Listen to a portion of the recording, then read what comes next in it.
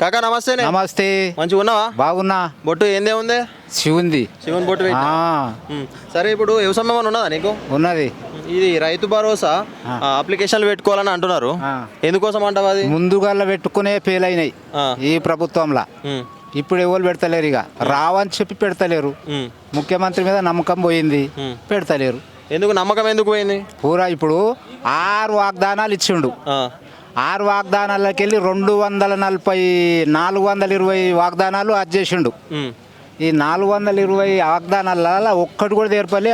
ఈ 6 కూడా free bus అంటున్నావు కదా, ఫ్రీ బస్సు వాళ్ళ స్వార్థం గురించి పెట్టుకున్నారు. ఎట్లా స్వార్థం? ఎట్లా అంటావు? వాళ్ళ స్వార్థమా? ఇప్పుడు ఈ ఇప్పుడు లేడీస్కు టికెట్ తగులుతుంది కదా, అది పురుషుల మీద భారం వేసిండు.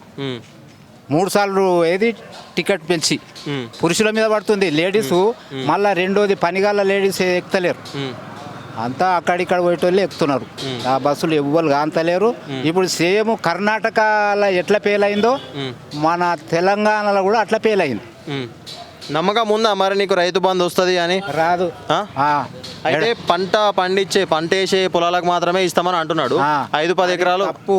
ఇప్పుడు అది చాలా తప్పు ముఖ్యమంత్రిది. కేసీఆర్ ఏం చూసేసిండు?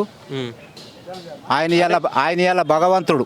ఆయన అందుకే ఈ ప్రభుత్వాన్ని యాద్ చేస్తలేరు. అయితే ఓకే, నువ్వు అన్నది ఓకే. ఇప్పుడు కేసీఆర్ గవర్నమెంట్లో రైతు బంధు ఇట్లా బరాబర్ పడ్డది ఓకే. నేను చెప్తున్నా, 1,16,000 కేసీఆర్ ఇచ్చిండు. ఏది? కళ్యాణ లక్ష్మి. ఈయన ఈ 1,16,000 కాక తులం బంగారం అప్పుడే పెళ్లిలో పోయి పెడతా అన్నాడు. ఇంతవరకు ఒక్క మాసం కూడా పెట్టలే, ఫెయిల్ అయింది. ఇలా మళ్ళీ 2,500 లేడీస్ ఇంటికి 2,500 ఇస్తాడు. ఒక్కరికి పడతలేవు. రైతు బంధు లేదు. ఇక ఈ ప్రభుత్వాన్ని యాద్ చేస్తలేరు పబ్లిక్. రేపు ఎలక్షన్లు పెట్టి ఇంతకుముందు బీఆర్ఎస్ గవర్నమెంట్ నువ్వు అన్న వచ్చింది బరాబర్ రైతు బంధు వచ్చింది. కాకపోతే 100 ఎకరాలకు అగాధం పోయింది. అది ప్రజాధనం వృధా అయిపోయింది. వృధా ఏం పోలే, రైతులు బతికినరు. ఇప్పుడు వృధా పోయిన ఇప్పుడు వృధా కాదు నేను అనేది ఎట్లా అంటే రైతులకు ఓకే, రైతులకు వచ్చింది. ఇప్పుడు బీడు భూములకు, గుట్టలకు, పుట్టలకు, రియల్ ఎస్టేట్ భూములకు కూడా 1,000 కోట్లు పోయింది ఉత్తానే. సో అది కాకుండా ఇప్పుడు రేవంత్ రెడ్డి ఏం చేస్తా అంటున్నావు కదా, గుట్టలకు కూడా సర్టిఫికెట్ ఇచ్చింది ప్రభుత్వం. ఇదే కాంగ్రెస్ ప్రభుత్వం. ఎందుకు ఇయ్యడు? కేసీఆర్ ఇచ్చిండు. తప్పు కదా? అంటే తప్పేం లేదంటావు? చాలా తప్పు లేదు, నయా పైసా కూడా తప్పు లేదు. ఇప్పుడు కేసీఆర్ కూడా గుట్టలు కనిపించినాయి కదా, బీడు భూములు కనిపించినాయి కదా, మరి కేసీఆర్ ఎట్లా ఇచ్చిండు? ఈయన ఎందుకు ఇయ్యడు? అంటే ఇయ్యాలంటావా? గుట్టలకు పుట్టలకు ఇయ్యాలే.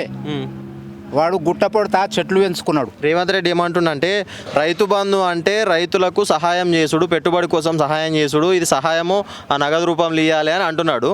అయితే మరి ఇప్పుడు పుట్టలు గుట్టలకు అవిటికి వ్యవసాయం చేయరు, ఏం చేయరు, అవిటికి సహాయం ఎందుకు? వ్యవసాయమే చేయని దానికి కాదు, చెట్లు పెంచుతున్నారు కదా గుట్టల పొడతా. ఆ చెట్లకు నీళ్ళు వద్దా, మందులు వద్దా, మాకులు వద్దా? ఇవ్వద్దు చెప్పు. మరి ఆ చెట్లు ఎట్లా బతుకుతున్నాయి? అంటే కేసీఆర్ చేసింది కరెక్టే అంటావు? చాలా కరెక్ట్, 100% కరెక్ట్.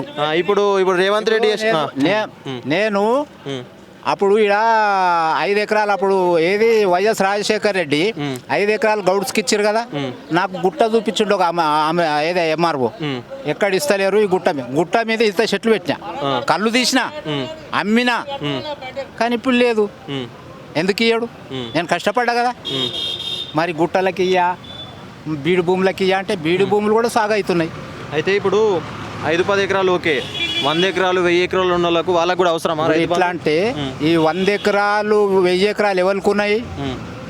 అది ఉన్నతమైనటువంటి పెద్దోళ్ళకు ఉన్నాయి. అవి వాళ్ళు అక్రమంగా సంపాదించుకున్న భూములే.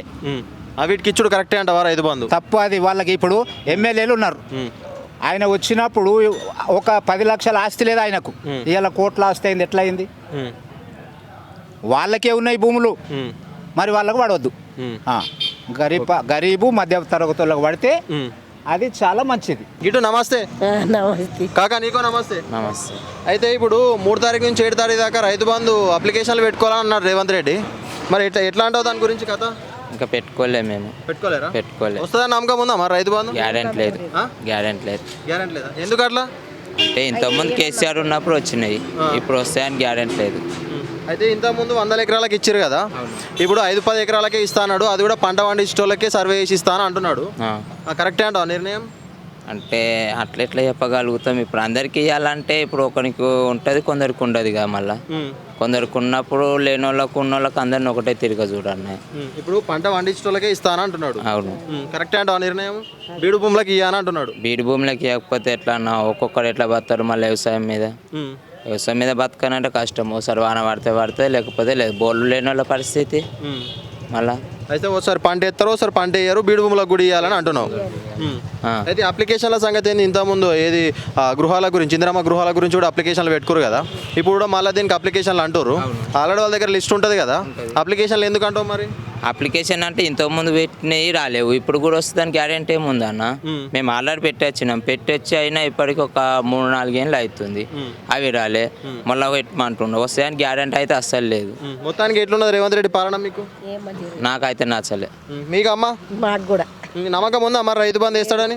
ఆయన నమ్మకం లేదు. ఇప్పుడు ఆయన వచ్చిన నుంచి 2 నెలల కూడా బంద్ అయింది రైతు బంధు. అయితే సర్వే చేస్తున్నాట, ఇంతకుముందు 100 ఎకరాలకు అగాధం పోయింది కదా రైతు బంధు కేసీఆర్ ఉన్నప్పుడు. అట్లా పోవద్దు, 5-10 ఎకరాలు ఉన్న వాళ్ళకే ఇస్తా అని చెప్పేసి పంట పండించే వాళ్ళకే ఇస్తాడట. అట్లా నడవది, అందరికి ఇవ్వాలి, అందరికి ఇవ్వాలి, అందరికి ఇవ్వాలంట. అందరికి ఇవ్వాలి. ఓకే అక్క. కాకా నమస్తేనే. నమస్తే. అంత మంచిదేనా? అంత మంచిదే. అయితే రైతు భరోసా గురించి అప్లికేషన్లు తీసుకుంటా అని అంటున్నాడు రేవంత్ రెడ్డి. 3 తారీఖు నుంచి 7 తారీఖు అన్నట్టు వినబడ్డది. సో మరి ఏమనుకుంటారు దాని గురించి, అప్లికేషన్ల గురించి? ఏమో ఇప్పుడు ఉన్నాయి, పాత ఉండే మళ్ళీ కొత్త అప్లికేషన్ లేదు. కానీ ఈ రుణమాఫీ చేస్తాను, రుణమాఫీ కాలేదు. అయితే పంట పండించే వాళ్ళకే ఇస్తానని అంటున్నాడు. 5-10 ఎకరాల లోపే ఇస్తామని అంటున్నాడు. అది కూడా పంట పండించే వాళ్ళకే ఇస్తారట. కరెక్టే అంటారా అది? ఇక పంట అది ఇవి కూడా కేసీఆర్ ఇచ్చినట్టు ఇవ్వాలి. కానీ కాకపోతే మినిమం 10 ఎకరాలు అంటే 10 ఎకరాల వరకు కానీ పంట అంటే ఇప్పుడు యాసంగి తక్కువ ఉంటుంది, వానకాలం అంటే అంత సాగు అవుతుంది.